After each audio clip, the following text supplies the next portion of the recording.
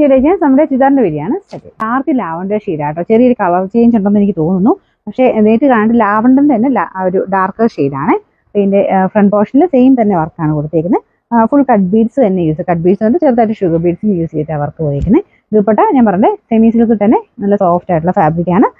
നല്ല ലെങ്ത്തും കിട്ടും കേട്ടോ. Bottom satin silk, number K376, rate 1196. ഇത് നല്ലൊരു ബ്ലൂ കളറാട്ടോ. എല്ലാം നല്ല ഷെയ്ഡ്സ് ആണ്. ദുപ്പട്ടയൊക്കെ സെയിം തന്നെ രീതിയിലാണ് കൊടുത്തേക്കുന്നത് കേട്ടോ. ഫ്രണ്ട് പോർഷനിലെ വർക്ക് ഇതുപോലെ വരും. ഇതിന്റെ മെറ്റീരിയൽ നമുക്ക് ടോപ്പിന്റെ മെറ്റീരിയൽ കാണാനായിട്ട് ഏകദേശം ഒരു സെമി റോസ് സിൽക്കിന്റെ പാറ്റേൺ ആണ്.